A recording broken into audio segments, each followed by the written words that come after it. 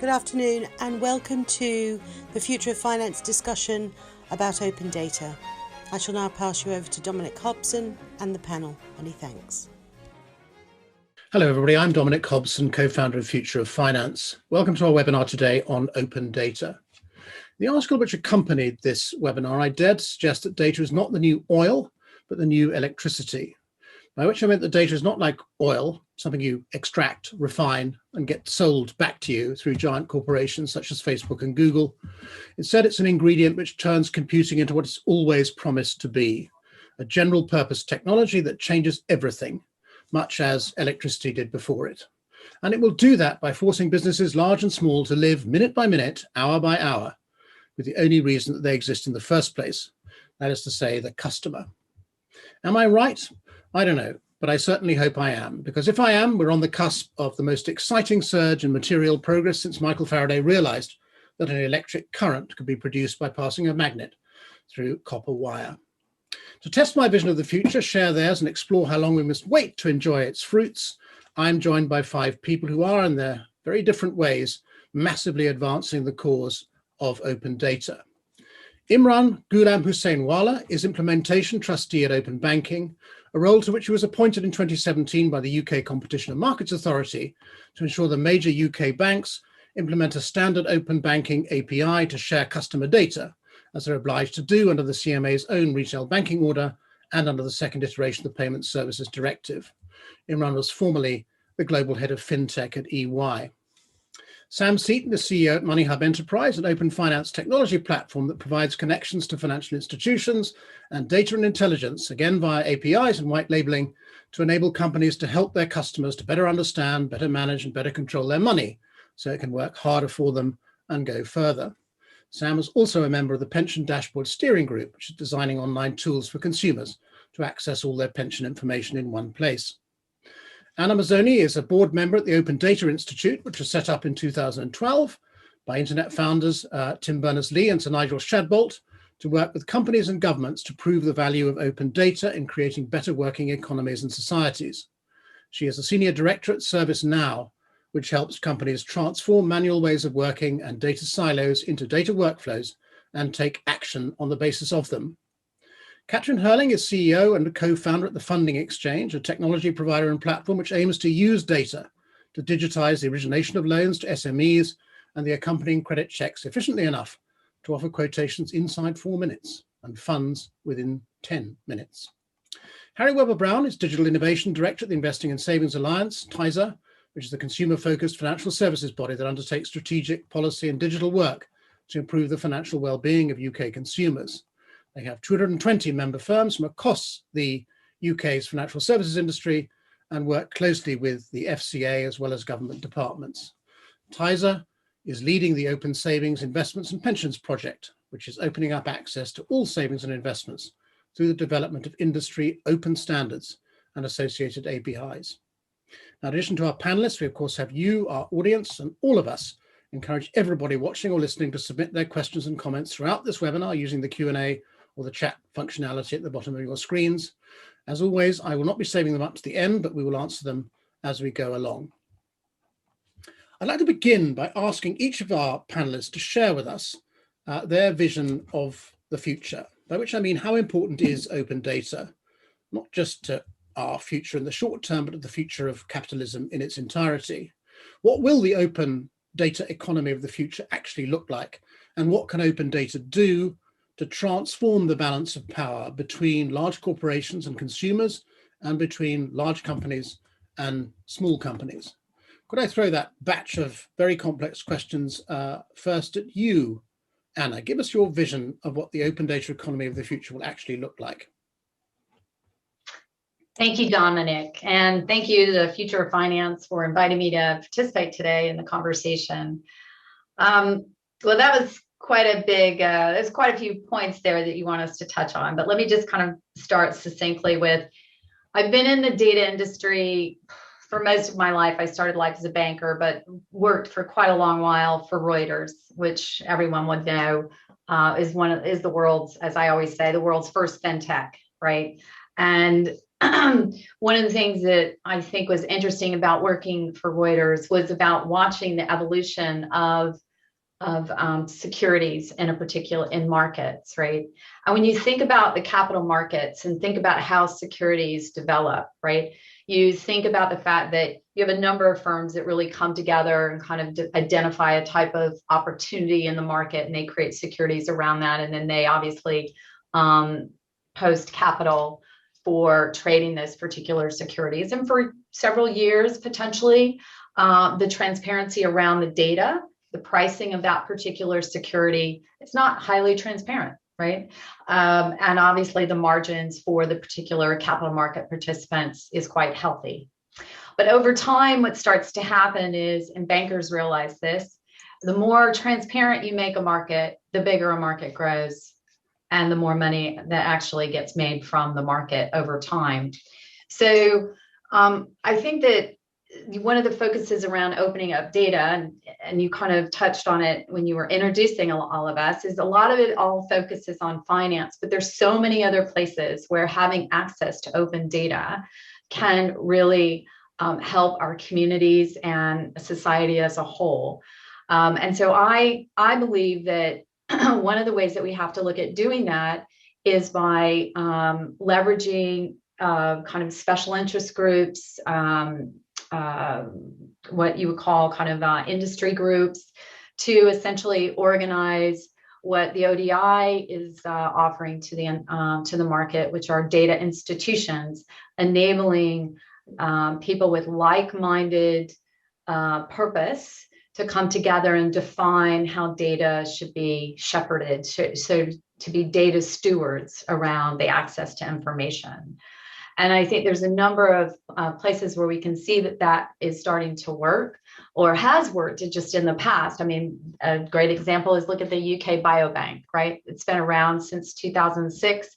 Over 500,000 people make their genetic data available with certain provisions around that for the vital health research. So I think that in order for us to have a more open data society, that we're going to have smaller groups that will enable access to certain types of data. And I think that technology, the use of APIs, will be able to enable the connection of that data. So using your kind of electricity example, you have these electric points, right, which would be your data clusters, right? And then the APIs can connect that kind of information. Now, how you put that API infrastructure in, I think, is something that obviously still has to be developed, and there's still resistance to that. And a lot of the resistance, quite frankly, is about people's attitudes around access to data. And I think one of the things that is still required, and I think this is where government can come in and help, is around education around access to data. So I'll just leave it at that. Those are my opening comments. No, thank you, Anna. We'll come back to some of the points you raised. Imran, you've heard Anna talk about resistance. You've heard her talk about APIs.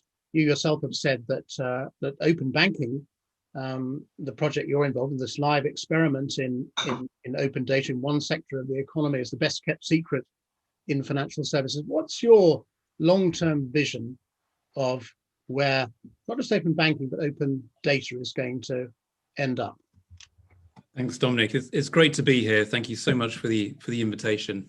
I think when I think about open data, and I think all of your panelists who come from a wide variety of backgrounds have very, very valid perspectives on this. I tend to think of it more in terms of the individual. And that's essentially the way that open banking has been brought together. And I think that there are two really important aspects to that.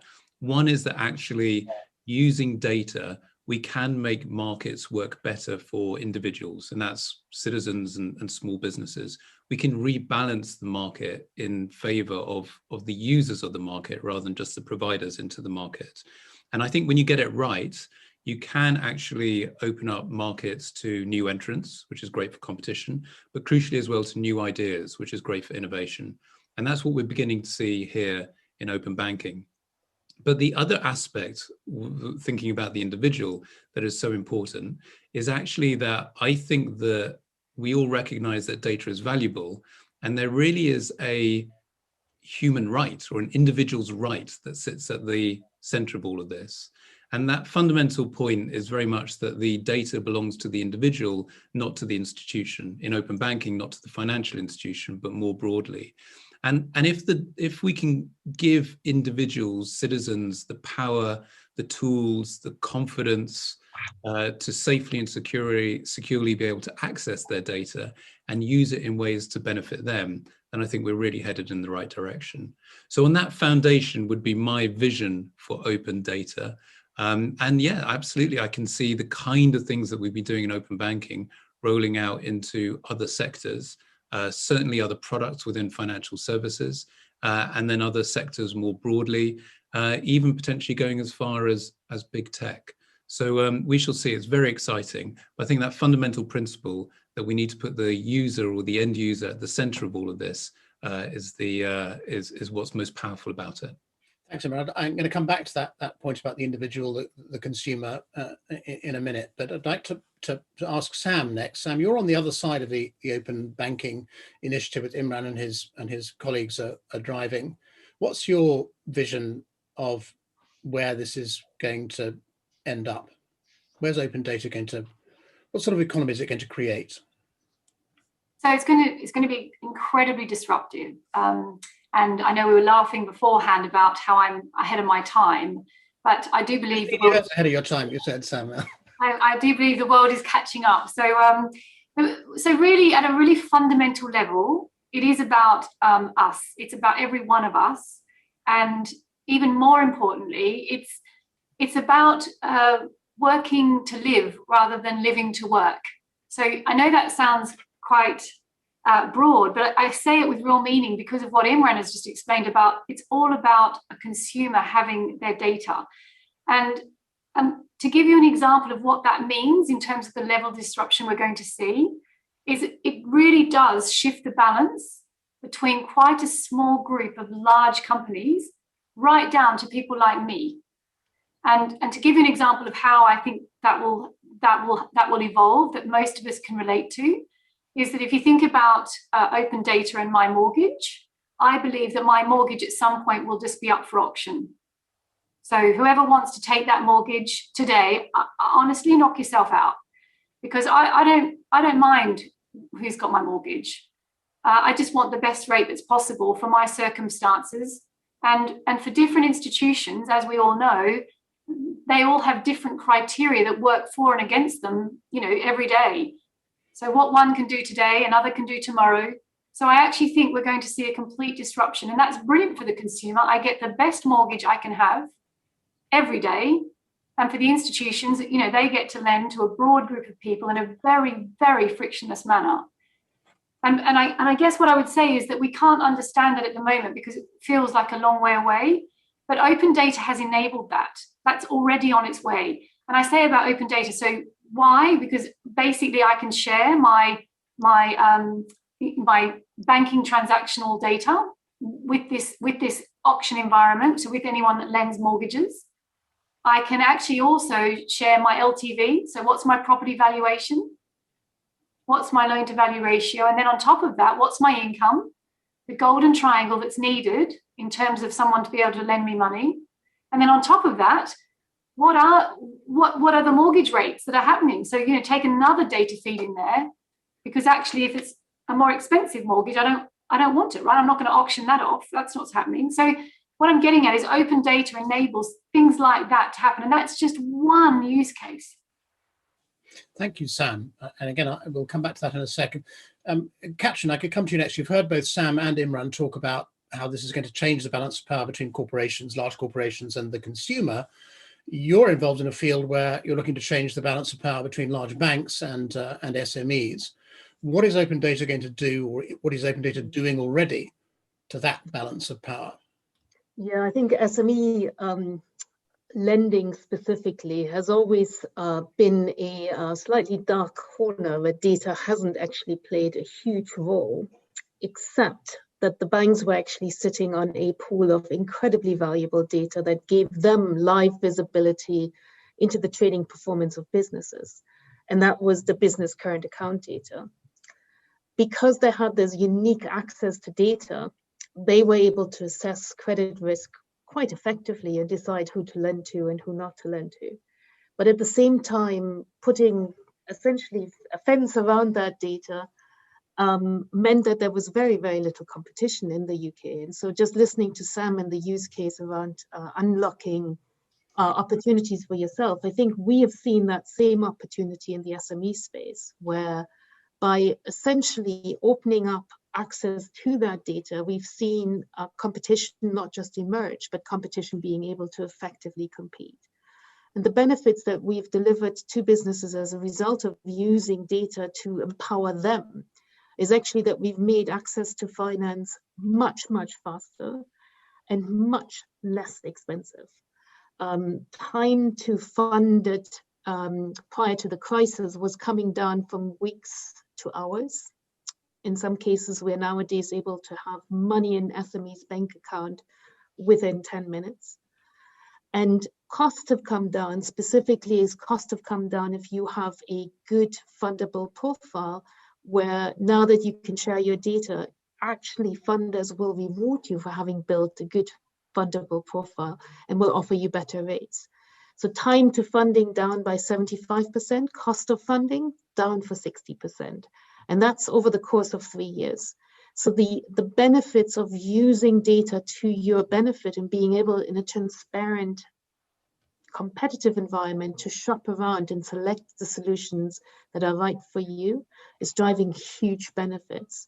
I think what's interesting is that the same access to data as we're coming out of this crisis is going to absolutely also be beneficial to lenders who are trying to support their businesses as they're coming and experiencing a very choppy trading environment. And I think the use of data is not just about SMEs getting access to better funding, but actually building more valuable, mutually reinforcing relationships between businesses and their lenders, whether they're banks or their alternative lenders. And those are the things that we're really excited about. The ability to use data to the benefit of businesses, but ultimately also to the benefit of lenders. Thanks, Katrin. And we'll come back to how enthusiastic the banks are about sharing that data you referred to. But before we do that, we've also been asked a very important, interesting question about what should consumers be compensated for this, which is part of what we'll come to in a second. But before we do that, I'd like to ask Harry. Now, Harry, when you and I first met, you were involved really in a digital identity project. And it's certainly become obvious to me that digital identities are now simply part of a much wider data story, and your own work has clearly expanded along the same lines as well. So what, if you, with a particular focus perhaps on digital identity, what's your vision of where the open data economy is going? What's it going to look like in hopefully less than 15 years, Sam's timeline, but what's it going to look like in the future? Thanks, Dominic. Yeah, and thank you very much for inviting me onto the panel. I think the critical thing, certainly from a Tizer perspective, is it's about empowering the consumer, enabling them to have more control over where their data is presented, shared, etc. And I think digital identity, which is obviously, as you quite rightly said, is one program that we're working on, building a digital identity scheme for financial services, which enables, within a trusted environment, a consumer to have their identity credentials stored with an identity provider and then provisioned to financial services at their consent. So critically for us, it's very much around the consumers' financial well-being. How to enable them to make better decisions. Making sure the privacy is baked into that, and I think that's where the trust framework, in particular, the work that we're doing in the digital ID, is absolutely is a key building block for that. I think the other thing I would say, just moving slightly away from ID for a second, is also it's about industry collaboration. I mean, I think the only way it's going to work is by organisations working collaboratively together. And Tizer, as a not-for-profit, we have no skin in the game. What we're trying to do is act as a kind of convening point, bringing our members or those members that are interested in getting involved in both the Open Savings, Investments and Pensions project, but also digital ID. And I think, working collaboratively with Imran's team, with Chris's team at the Pensions Dashboard, with the government, with its National Trust Framework, etc. I think that's the critical thing. It is around working together towards a common end state. So you've got the consumer side about better protections, better access to their data, better control of their data. And then on an industry side, typically our members, It's around innovation, building better services, by providing these kind of key enabling building blocks, for them to be able to develop better products, which again comes right down to a kind of macro level of the UK economy. If we can build the most innovative services, you're going to get inbound investment as well. So I think, I can see there's a lot of opportunity in this, and I think certainly TISA and its members are very excited about being involved in open finance generally, or open data. Thanks, Harry. Now, we've had a question from Desislav Danov. Shouldn't the consumer be reimbursed for giving access to his personal data? Now, it's a question which opens up quite a lot in my mind. Firstly, will consumers and indeed companies want to be paid for, get paid and want to be paid for their data? I remember Jaron Lanier suggesting in one of his books that everyone should be given a micropayment every time a piece of their data is consumed by Google or Facebook. So, good question. Should people be paid for contributing data, however they choose to do that? Secondly, a question which occurred to me, listening to you in particular, Imran, what does it mean, and Sam, what does it mean for consumers actually to control their data? Are they going to appoint third-party custodians of their personal information and pay them a fee for safekeeping their data and then disclosing it to whoever they want to buy a product or a service from? Or is it going to be much more dynamic than that? In other words, is this data going to sit out there in a distributed fashion and be accessed by providers that want to sell you a good or a service as they need it? And again, that has clear implications for how digital identities are assembled when you need them. And it's good to see you nodding, Harry. So Imran, perhaps you could help me out of this hole I've just dug myself into. Are consumers going to need to be paid? And is this open data going to be on a centralized basis through intermediaries, or is it going to be on a distributed basis? Okay, so on the first point, the consumer certainly has to receive value for their data. I think that is the definition of being in control. So they're only going to share it if there is value, and that value could be financial. I think probably from where I'm sitting at the moment, we're seeing not a lot of activity in that regard, but what we are seeing is consumers benefiting from additional services or better access or cheaper prices. So that's the value proposition that they're benefiting from at the moment. And of course, the thing about take open banking, if it is a precursor to open data, is that the information only ever flows when the customer, the user, provides explicit consent. And that is only ever given if they're comfortable with doing it, and they can revoke it as easily as they've provided it. And what we're trying to do is create a structure where they can have confidence in it, because they can see precisely with which other parties that information's been shared. They never have to share any sensitive credentials in doing so. So we're trying to create a framework around it that means that they can share their information with other authorized third parties. What we've not done is created something that perhaps looks more like the Indian model, the Aadhaar model, which is akin to centralizing the information, in particular, in that case, a government-sponsored entity, and that information can be shared from that point out. I think we're kind of nervous about centralizing data, because if one thing we know for sure is that hackers are attracted to data honeypots, and by keeping it decentralized, you avoid much of the problems associated with that. As to whether some of the services that come about end up looking more like data vaults, then I think we will be seeing that. At the moment, we're not yet. I think that will require some sort of maturity in the market. What we're more focused on at the moment is being able to, customers be able to exercise a right over the incumbents who currently hold their data, and they can share it with whomsoever, whichsoever authorized party they'd want to in a safe and secure way. Mm-hmm. Now, I had a comment here from Matt say, Wiki equals open data is the idea that some data should be freely available to everyone to use and republish as they wish, without restrictions from copyright, patents, or other mechanisms of control. He's quoting Wiki there.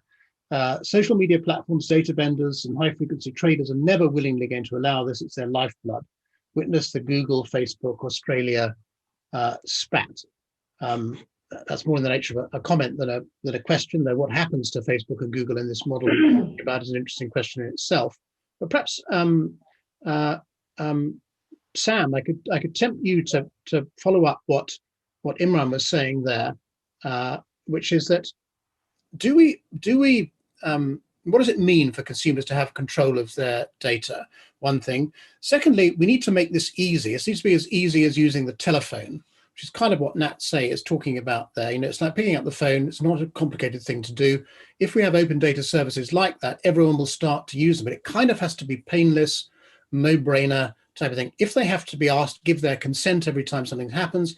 If they have to, you know, there's a question, an observation here from James Zorab. How do you hold the custodian of your private data to account? So if you assume somebody's holding your data, you're going to have to pay them, and you're going to have to hold them to account when they do something wrong. How can we arrive at, Sam, at a position that makes consumers able to use open data as a technology in their day-to-day lives to get their mortgages, pay their insurance, change their bank accounts, change their utility supplier, change their broadband supplier, and be confident it's held securely, their identity is not going to be disclosed, their privacy is not going to be compromised, and they're not paying anyone for it? Are we ever going to get there? Is there a model which works? I think it is. It's a journey, and I think it's like any of the many books that you read about disruption. You have the early adopters, you know, that take to these things, but fundamentally, open data and what we're doing here is all about the value exchange. So to the person who was asking about, you know, do I get paid for my data? It's a very interesting question, because I would argue that as we go forward, you'll only share your data if the value exchange for you personally is worth it. And for each of us, there's a different bar that you'll have to get over. For some of us, it's very low. You know, I would argue that anyone that's got a Facebook account, it's probably not off the ground. You know, you're very comfortable getting, you know, the interaction you get from Facebook in return for them to do who knows what with your data, because I don't think you actually know. And from what I can work out, people don't mind. So that's one value exchange. You know, I thought about this value exchange when I use Google Maps when we used to drive around, you know, before those, you know, those days when we used to get in your car. And I don't get given an option from Google Maps to pay £30 a year for Google Maps, and Google says I won't share your data or use it. I have no choice. I use Google Maps for free, and they get to do what they like with my data, or I don't use Google Maps. So, you know, you make the choice. But I think what's going to happen is there will be more choice. You know, I think there is going to be lots of choice for consumers, and that is always a good thing. You know, competition for me means that consumers have better choice at a competitive rate. And also, from my perspective, we take out what I call all the people in the value chain that, from my perspective, add no value. So that's what open data does. We start to take from the consumer to the people that provide the products and services, and we bring them together in a way that is, you know, genuinely valuable. So that's how I think we're going to get paid for our data.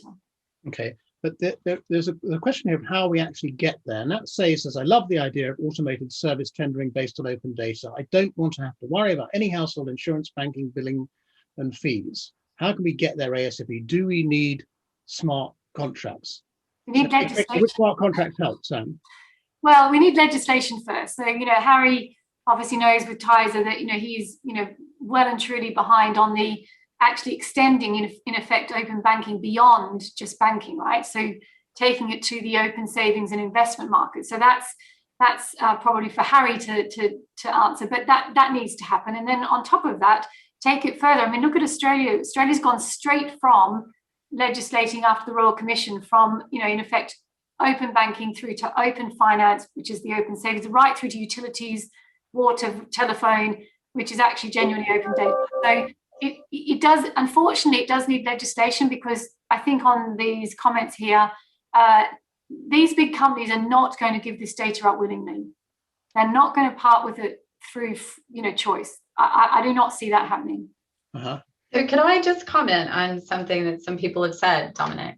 Just in terms of, to further to Sam's point, I think Harry said it earlier, really, which I think part of the challenge for people that are focused in finance is they're just so focused in what's going on in the finance industry that they forget about there's all these other industries out here that actually, if they got access to open data, they would actually flourish. And I think Harry kind of touched on that a bit. And I'll just give you one example.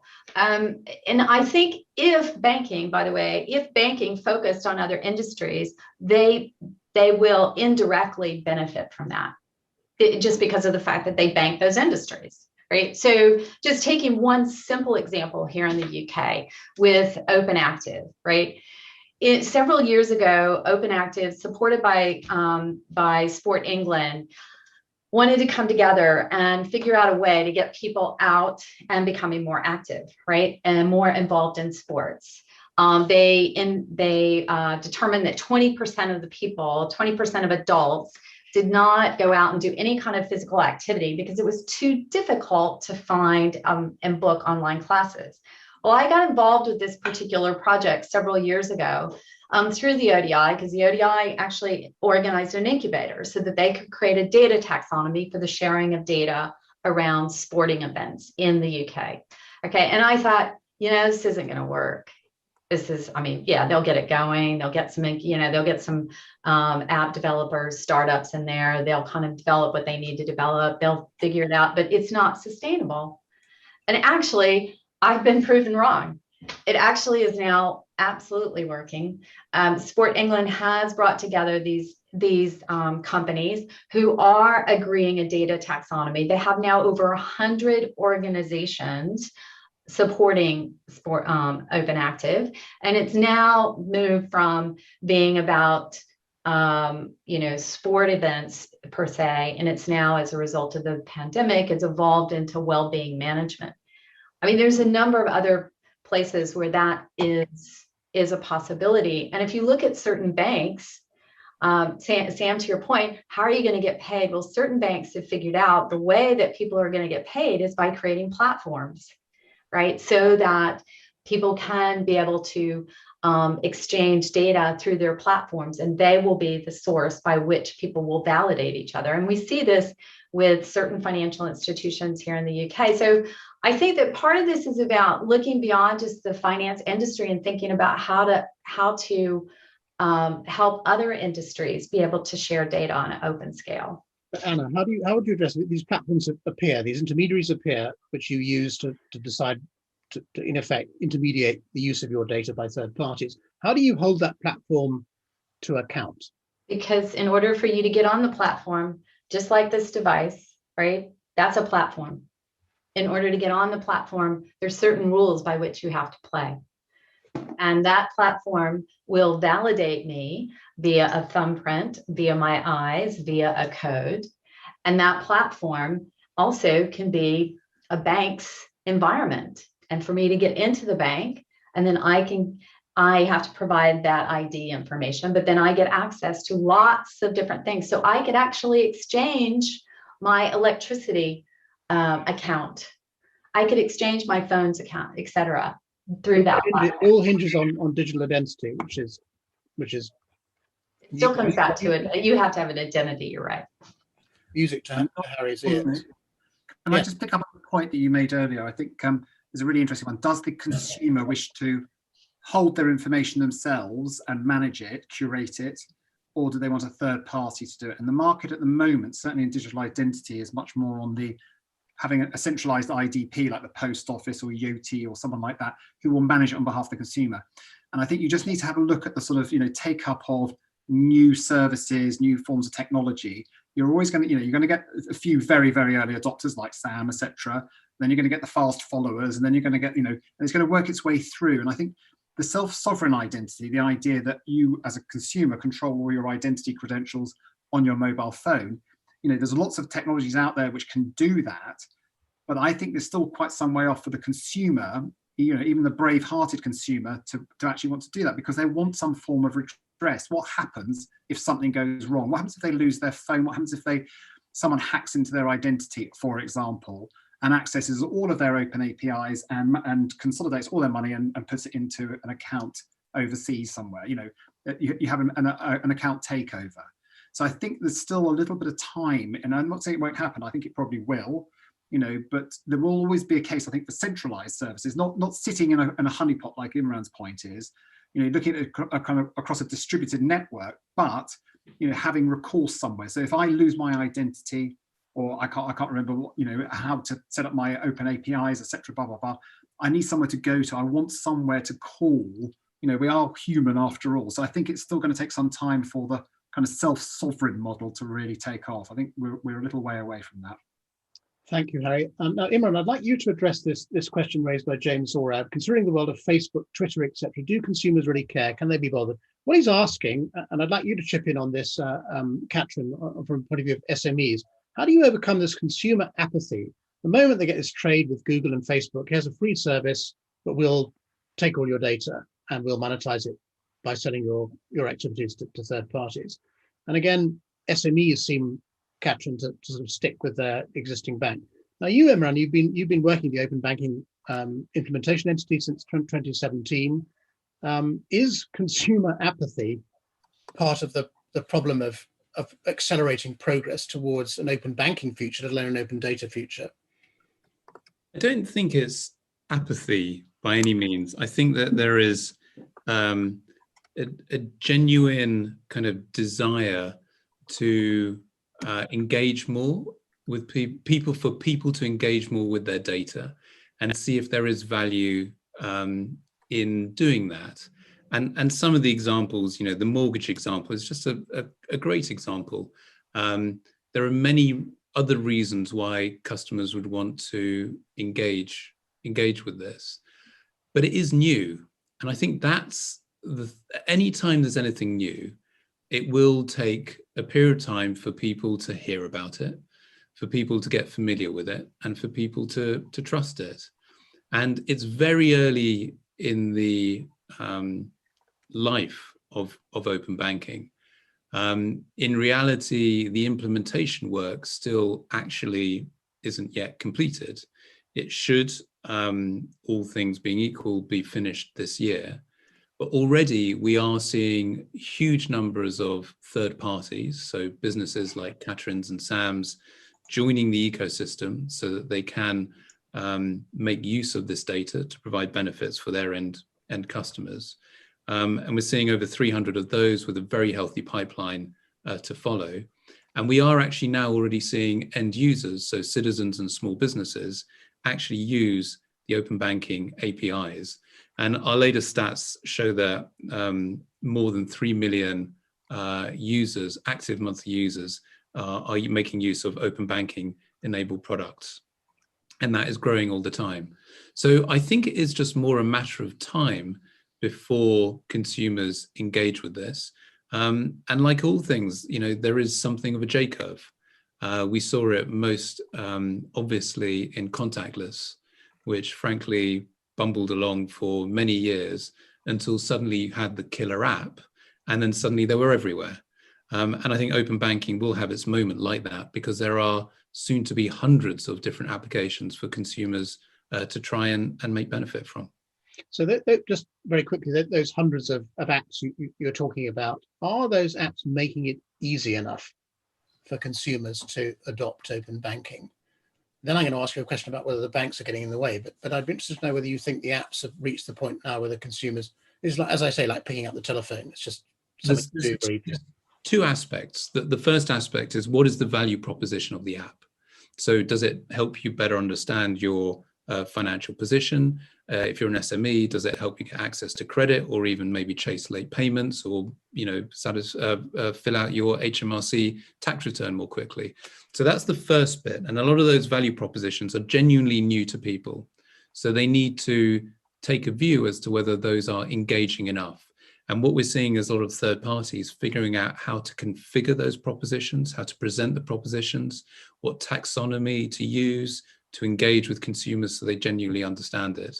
And there's making a great deal of headway in that regard. Then those things work. The second piece of it, once a link is made, a connection is made between the customer's bank account and that application. And that's the bit that we've worked on an awful lot in the open banking implementation entity, to try and get as much of the unnecessary friction out of that journey as possible. And one of the developments that we have pioneered is something called app-to-app redirection, which I won't go into, but suffice it to say that it means that a customer that is using their mobile phone without using any usernames or passwords, just biometrics and going through a couple of screens, can make those connections. I saw my mother only recently, and she's linked all her bank accounts through to her main high street bank. And she did it all off her own bat and hasn't found a problem at all. So we're not quite there yet, but it is definitely an area where we've made a huge amount of progress. Anyway, Sam, I'm sure you'll want to comment on this, but Katrin, perhaps give us a sense first of what this looks like and bear in mind we began here by talking about customer apathy. Are SMEs too apathetic to take advantage of the many brilliant apps being put in front of them? So it's a really interesting discussion for me to follow, because it actually frames questions in a way that we wouldn't necessarily frame them. We come at this from a perspective that is customers have an objective. In our case, it tends to be they want access to funding as cheaply and as quickly as possible. We're not coming at it from a perspective of, do customers actually want to engage with their data? Nobody wakes up. Our customers don't wake up and actually want to connect to open banking. And so when I frame it as, how do we actually help customers access funding as quickly and as easily as possible, being confident they're getting access to the best offers, it actually becomes about us being embedded in trusted partners who may actually contribute additional data. It's not just the open banking data, but it's embedded in cloud accounting solutions. It's embedded nowadays in seller platforms where we have access to seller information. So for us, the power of what we're doing is about delivering against the expectation of our customers, ideally in their native environment. And data is just a way of how we're delivering against those expectations and providing services that customers have always used. They probably just haven't used them quite in this easy, simple to access context. Sam, sorry, just to finish on that. Sorry, I thought therefore, we would never try and explain the benefit of open banking to our customers, because the benefit is actually about the access and the speed of the service that we provide. Yeah, it's like explaining how the phone works or the car works. You don't need to know it to use it. That was the point I was driving at. Now, Sam, give us a sense of what it looks like from the point of view of creating an app aimed at consumers. Are you in a Sisyphus position, pushing this rock uphill with 9 large banks trying to push it back down again? What are the obstacles you're coming up against? And is consumer apathy among them? No, it's not consumer apathy. I think we've got to focus on the value exchange. And the reason I say that is because as much as we can focus on making, for example, as Imran said, the slickness of being able to share your data or connect your data, and that is important. I'd just like to ground everyone a little bit, because I'm Australian, obviously, and we have a different way of buying and selling houses in Australia to what you do in the UK. When I landed here and bought my first house, thought I'll never do that again. But you all do that merrily. I mean, you buy and sell houses all the time and get caught up in the most amazing amount of red tape, bureaucracy, gazumping. I mean, you name it, it goes on here. It's like the Wild West when you buy a house here. And families and people do it time and time again. In fact, I've got friends that have bought 5 houses. I'm sitting there thinking, oh, it's the worst thing you could possibly do. But I guess my point I'm trying to make is, if the value exchange is strong enough, people will do anything. They'll jump through hoops, they'll do all sorts, but the value exchange has to be strong enough. So I guess what I'm saying is, at the moment, Imran's point is right about, it takes a little bit of time in effect, we've got the horse and cart, and the cart's pushing the horse a bit. The products and services have got to evolve to match what an open data economy can provide. And when we see those two things collide, that's when we'll get that J curve, because that's when you get the sweet spot of incredible value exchange, and it is coming. So I think it's, yes, it's right to want to make the process slick, but to be honest, I would argue you could have it terrible. And if the value exchange is strong enough, certainly in the British lot, you'll take to it like a duck to water. I've seen it with my own eyes. Okay, so when it happens, it'll scale very quickly. Now, we had a question here from Lee Sagar. How is the ownership of the data determined, or is that an irrelevant question? It strikes me as very far from the relevant question that if we're going to that customers are going to take ownership of their data, what do they own? It's presently scattered across lots of different institutions who might themselves think they own it. So is that a question you've had to address? Imran, I'm sure you've had to think about this, but Harry, have you had to address that in your discussions about digital identity, for example? Who owns this stuff that we're going to use? Yeah, I mean, there's different types of data, isn't there? I mean, you've obviously got the personal data, the person's name, address, etc., which, can they own it? I guess they probably can. I'm not a copyright lawyer as such, but that is their personal data. And then you've got product data, and then you've got their, with reference to their personal data, what ownership they have over said products. So it becomes quite complicated as to who owns which bit of data and where. Yes, certainly. I mean, the critical thing for us, certainly in digital ID, is the consumer is always in control of their data. They need to know where it is, and I think there's an opportunity, certainly for open finance, open data, to put more control in the hands of the consumer, so they can see where that data, their data, has been passed through to, and have the rights, to have it redacted, redressed, etc.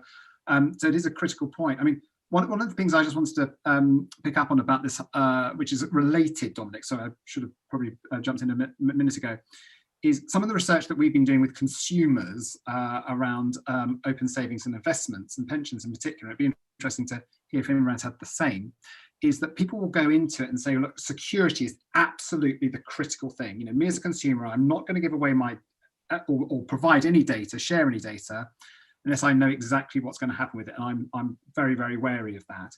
That's what they say. When you then present them with products and you make it very, very easy for them, it tends to be convenience, and value exchange tends to be the driver, the motivator. So the security issue can always be the thing that kind of acts as a hindrance. So what we found with the user journey work that we're doing both in digital ID and OSIP is you've got to explain what you're doing with people's data. Why are you suddenly presenting up an open banking login, for example, as part of a verification process, which is what we're looking at.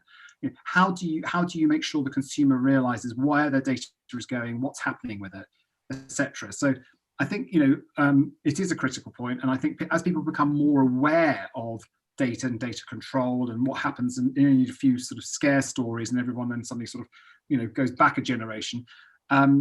I think putting the data and control of the hands of the user is the absolute fundamental, but just ensuring that they get the most value out of it. Well, Harry, while I've got your attention, can you answer this question from Dan Feeney here? Where do the panelists land on the SSI, single sovereign identity, I think that's what that refers to, versus federated identity trust model? Have you discussed this in your group and come to a conclusion? Oh, Dominic, we've discussed this one for a number of times, but I'm not going to take up all the rest of the time talking about the detail of it. But I will say SSNI, self-sovereign identity, the idea that the identity sits on the person's mobile phone, on a blockchain, for example, with a smart contract, is very much the sort of future state. Yeah.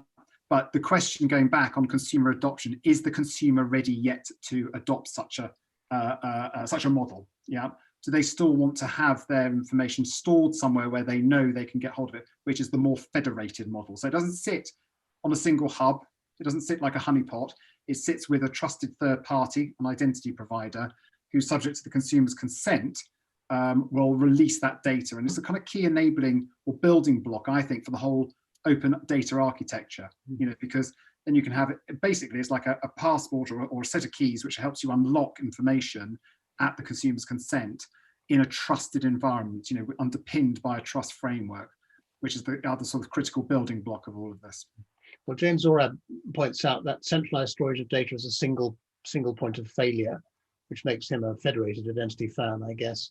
He also asked, germane to that point, I still haven't heard who guards the guardians, the Custodian point. So if you do have this intermediated model, who's going to I think you did attempt to answer that, Anna, when it was first raised, but you obviously have failed to convince James Zorab that that's the answer.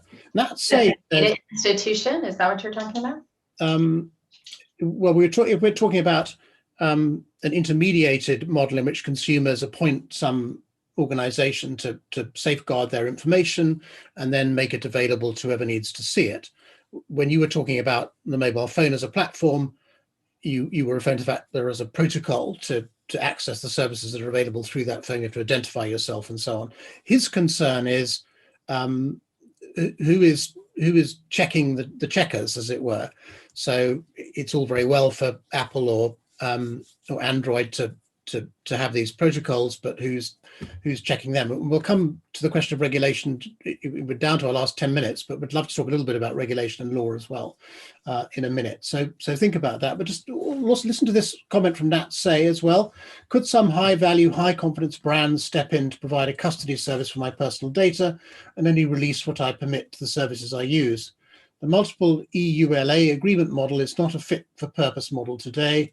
Consumers should not need lawyers in order to keep their data safe. So sounds like he's a fan of the centralized model. James Orab is a fan of the federated model. I don't know. I mean, Imran, perhaps you and Anna, perhaps Anna, you go first on this point, and Imran, I'm sure you've got some observations on it too. Who guards the guardians? So I just don't believe in silver bullets. I don't believe in one authority. I believe that I believe that, as long as I trust Apple, right? As long as they have my trust, I can be confident around how they're sharing my data, and they're asking me around how they share my data, then I will use this platform to share data. Mm-hmm. However, even the apps within that platform have to have some way of conveying to me that they are, good stewards of my data. Mm-hmm. And that's where I was talking about earlier when I mentioned the use of data institutions. You call them what you want. I think, Harry, you referred to them as data trust, or someone referred to them as data trust. Data institutions where, and where people come together and they agree how data will be managed, how it will, under what terms will it be shared? What is the governance around it? How it will, what kind of activities can it be used for? And that's where I think that we will have, micro kind of data institutions, and we will each choose to be a part of different ones because we'll each have different interests. Imran, can we perhaps move forward a bit from here, because I'm sure you've thought about this. We're down to our last 7 minutes now, about law and regulation in the area of data. The European Union has passed the GDPR, so it's a framework of sorts. But to accelerate the open data revolution, which we're discussing, what sort of law and regulation would be helpful, and if you like, what would be unhelpful? So what sort of government action would really help to drive this revolution forward? Sure. So I think that the GDPR, I know it gets a lot of flack, but it's not bad. And it's not bad, at least insofar as enshrining some principles. And one of those principles around data portability underpins open banking, but there's many other good things in there.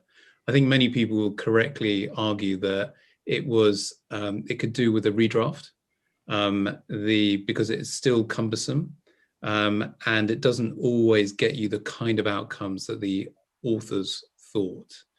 And I do think that the UK government will be looking at it very carefully to be thinking, how do we build upon it?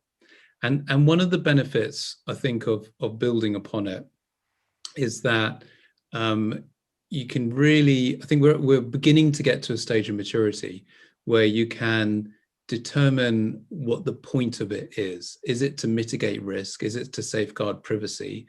Is it to unleash the opportunity of data? Well, look, it has to be all three of those things. Yeah. Quite how it strikes the balance in legislation, and then quite how it's enacted in practice, I think is the skill for it. But we're kind of ready. So I'm excited to see further activity in that particular area. I think in the area of identity, we're probably not far off needing some sort of authorized entity regulation that creates authorized entities such as identity providers. And I think that will have the benefit of helping industry kind of know what's what and figure out how the ecosystem is going to work, and B, providing consumers with some sort of confidence, because we do know that consumers do prefer to work with authorized entities rather than unauthorized entities. And I personally see it in everything I do, working with the FCA to the Charity Commission. So I think that is going to be necessary. And of course, the other thing that is imminent is the work around smart data that BEIS are doing. And they've already announced that they will be seeking primary legislation probably towards the end of this year, that will give the powers to regulators so that they can do in other products and sectors what we've done in open banking. And whilst consumers may not really see that kind of legislation up close, I think without that mandate, you won't get the kind of movement that the other sectors need. But that's imminent as well. So those would be my three top picks. Is there a jurisdiction on the planet Earth that you think is getting this right? Sam mentioned Australia. Is there any other example we should look at? I really like what the Australians have done, because they have managed to take a lot of the debate out of their version of open banking, because they started with the vision and then explained to industry that actually banking was going to go first, and then there was going to be a whole slew of other sectors to follow. We've not done that here in the UK, and it's made our life a lot harder for it. But we're not, Imran, we're not starting with energy and insurance, right? That work is happening, right? It's not happening yet, really. I mean, there's activity around it, but I'm not sure that anyone could hand on heart say that here's a roadmap in the way that the Australians have a roadmap that says the consumer is going to be able to access their data, share it with authorized third parties on this date in the future. It's a shame that we don't have that. I think we are going to reverse engineer something onto what we've created already, probably in the next 6 months. So I'm hoping for a lot more clarity around that, and that's a definite cause for excitement. When it comes to the implementation of some of this kind of stuff, I do think we are ahead of the world. So there's one thing getting the legislation right, then there's doing something about it. Okay, Harry, Imran's been very lucid about what government actions are taking place, what government actions needs to take place. But when I look at what the UK government has done with digital identity, I don't feel hugely confident at their ability to get this right. It strikes me as a mess with far too many people involved. Am I being unkind? I think historically it's been a little bit confused as to what their engagement is with the private sector. They focus very much on gov.uk Verify, but they've split the portfolio now between what will be the internal government identity assurance programme, the replacement for gov.uk Verify, which sits in GDS, Government Digital Service. But the DCMS are being very active in developing a national trust framework, which will be the underpinning of which other schemes, such as ours, can utilise the policies, the framework, etc., to enable interoperability across multiple different sectors. So I think there is a bit of a step change within government to make this available, as in, providing an accreditation scheme for schemes happening, and that's happening over the course of this year. So I think kind of watch this space. But Matt Wallman, who's the Digital Infrastructure Minister, is very much on top of this, and I had a session with him last week, and I've read their. I mean, it's out. The alpha is out for consultation at the moment, and I would certainly recommend reading it. It's a bit light on detail. It focuses on things like certification, etc., but not down to some of the nitty-gritty issues that indeed the financial services industry need to focus on. Things such as liability, reliance, etc.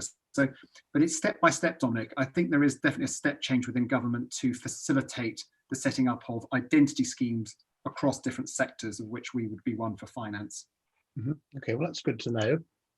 There's focus on it at the highest level. But we're almost out of time, but I think we should run on for 5 minutes. I hope you can all stay.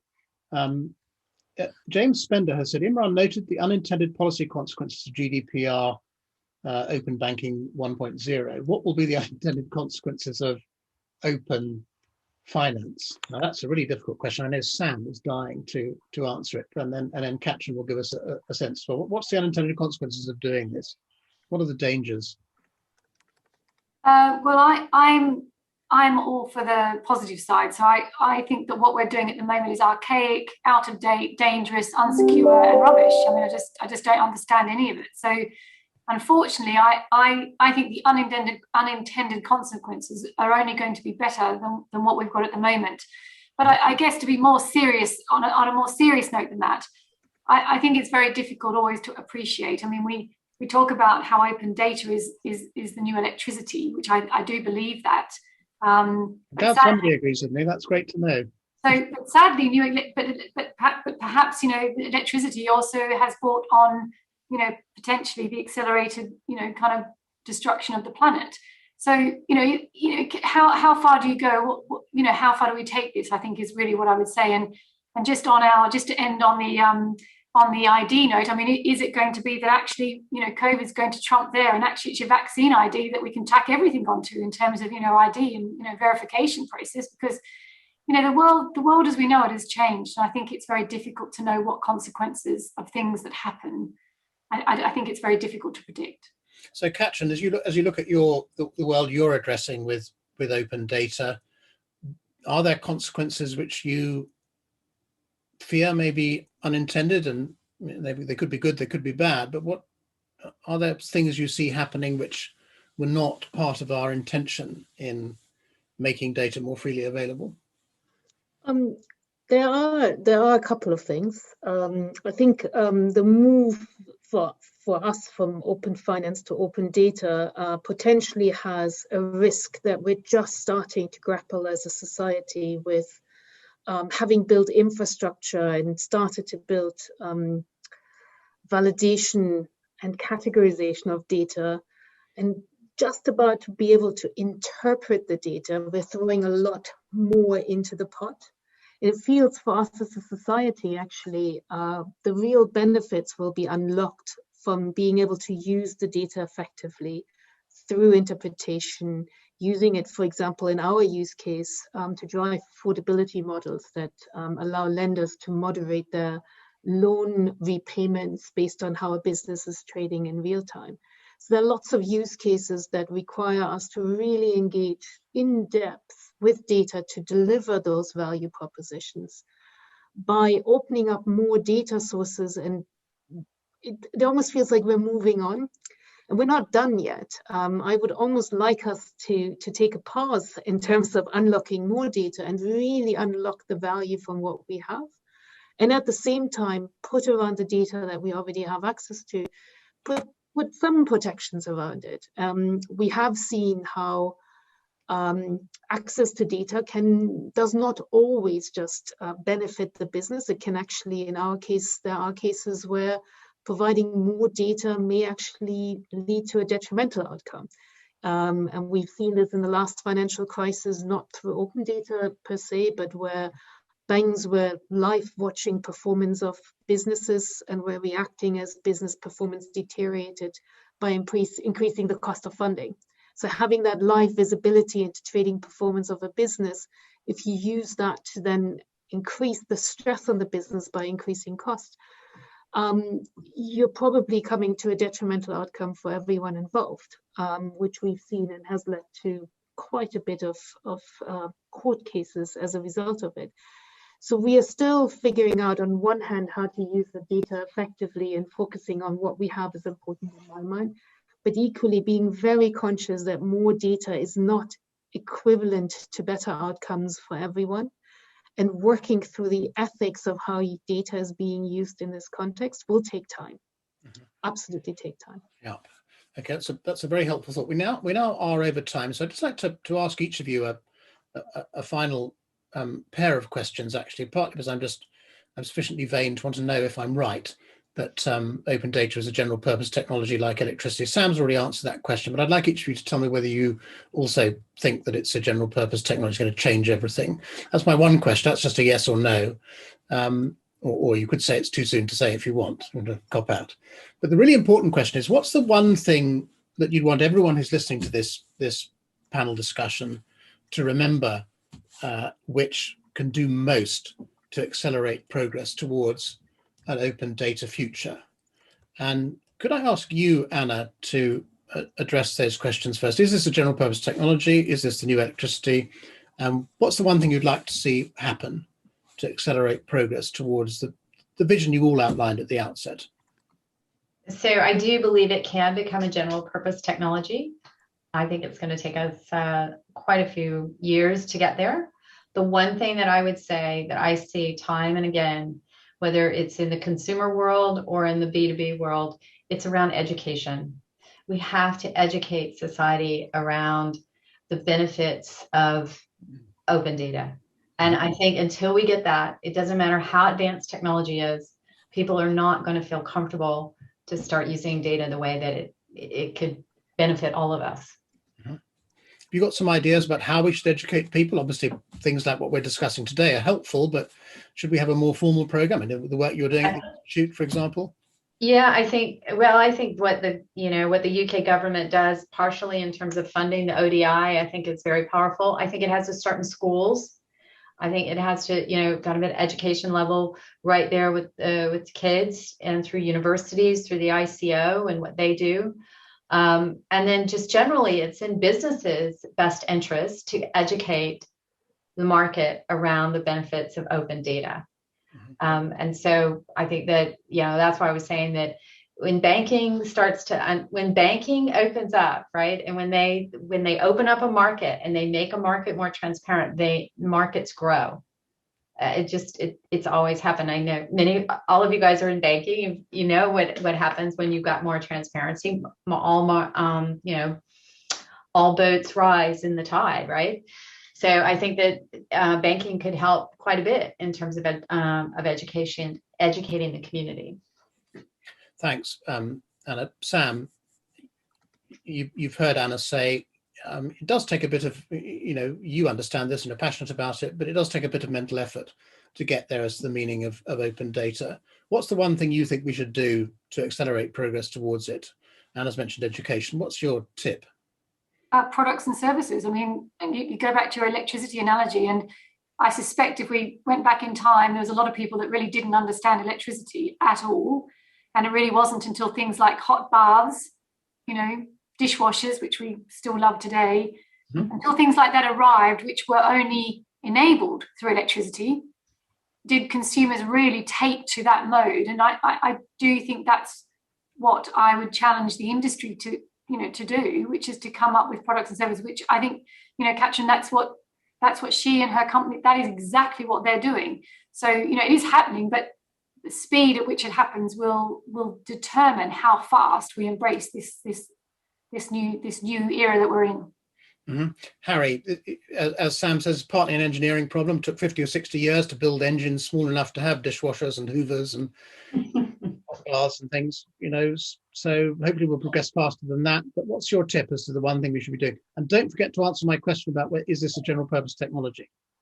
I think it will be general purpose technology. I think generations to come, it'll be like identity, open data. It just runs through the back. The consumer doesn't really understand or doesn't need to understand how the mechanics of it work. And I think so, yes. And I think the critical thing is actually, I think there's two things for me. Open standards, make sure the plugs all fit into a common set, taking an electricity analogy, into the common set of tooling. And I think collaboration would be the other big thing. I mean, we're a very open organisation. We share what we're doing with organisations and consumers and what have you. I think the collaboration piece, with the regulator, trade bodies, organisations, and obviously industries. And I think, building on the successes that already are in play, raising awareness, back to Anna's point, how do we make sure the consumer is aware of this, and to Sam's point around the product, and also to prevent duplication, because what we don't want absolutely is the Betamax VHS walls from the 70s, which I do just about remember. Katrin, before we come to Imran for a last word, Katrin, what's your is this a general purpose technology, and what's your tip for making it happen faster? Yeah, absolutely. It is general purpose in my mind. I think we all as a panel probably agree. What is absolutely critical to the future success is actually two things that I would point at. One, we talked about in terms of trust, consumer trust in the way they can trust us working with their data, and the regulation there is absolutely critical. I am actually a friend of GDPR. There are probably not many, but it's the counterbalance to giving us access to more data is holding us to account for how we're treating the data and how we account for how we use the data. The second piece is, apart from building this trust, is focusing rather than on the infrastructure. We've come through a period where we focused on building connectivity and the big transmission lines for open banking, and starting to build the some of the validation and very light interpretation layers of the data. I think the next phase of open banking and the toasters and the fridges require us to be innovative in a new way. And they require us to use the data to drive better outcomes for customers. And that's really where I think I would like the focus to be. Rather than on the infrastructure, we should start getting excited about those use cases and support those use cases as well. We think regulators, again, have a role to play. So the FCA is stepping forward and talking about affordability for customers being central to treating customers fairly is an important part. We now have the tools to actually support this. So I do believe that that future of using data to the benefits of customers will build the trust, will build the use cases, and will actually lead to greater and faster adoption. Thanks, Katrin. Imran, the unenviable task of seeing us out of this webinar. You've heard what your fellow panelists have said. Education is important. Engineering, working products is important.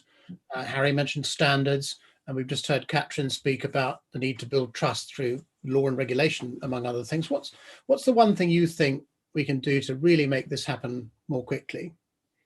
It's been a great panel, and I think the thing is, government needs to get on with it. And the reason I say that is because this open data is, or at least data anyway, is inevitable.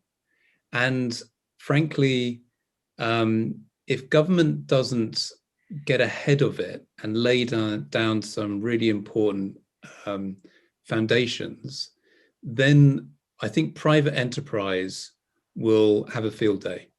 And we've already seen what big tech can do in terms of using the data, but in a self-serving way, creating networks, ecosystems that are essentially walled off, and creating all sorts of problems further down the line, and not really necessarily working in the best interests of consumers. And I think every industry in this digital world will increasingly, or can increasingly, see the benefits of doing that. And if I think governments don't get ahead, or we as society get ahead of this and determine what kind of a digital world we want to live in, soon it will be too late, and the genie will be out of the bottle, and it's very hard to put that genie back in once it is out. So I'm very optimistic about the future. I think we've learned from big tech, and we're now going to deliver a society, a data-driven society that we want, certainly in some of these other sectors. So what we need is a new Lord Mansfield to rewrite commercial law to express what business is doing, to enable transactions, to enable these developments to happen, but not in a way that allows very large corporations to exploit consumers and small companies. And we need that now. I think that's right. You haven't answered my question about is data a general purpose technology? So I don't like the analogy with electricity, which is why I didn't answer it. I do think that data is all pervasive in the way that electricity is, but I'm a bit wary about drawing too many analogies from electricity. And certainly when I look at the electricity grid, the network, the contribution it's making to green technology or not, I'm not sure I'm going to hold it out as being the nirvana that perhaps you might otherwise think. Okay. Thank you for that final thought, Imran. I think we really must stop now. I'd like to thank our panelists, Imran from Open Banking, Sam Seaton from Money Hub, Anna Mazzoni from ServiceNow and Open Data Institute, Katrin Hurling from the Funding Exchange, and Harry Weber-Brown from Tizer. Our next webinar is just 2 days away from now, on Thursday, 4th of March, same time, same place. That's 2 o'clock London time, on Zoom. In it, we'll be discussing how to make the insurance journey more comfortable. in conjunction with an incredibly diverse group of insurtechs already using data, what we've been talking about today, to shake up the retail insurance industry. That event is being held in conjunction with our friends at FinTech Wales as part of Wales Week with Trade and Invest Wales and the Welsh Government. And we hope as many as possible of you will join us then. But from now, it's goodbye for the 6 of us. But I must thank you, of course, our audience, for your questions as well. But goodbye from us, and thanks for being with us. Thank you for joining us. You can find this discussion on www.futureoffinance.biz and indeed other planned webinars under current events. I am Wendy Gallagher. If you would like more information about how to work with us, please do email on wendy.gallagher@futureoffinance.biz. Thank you once again.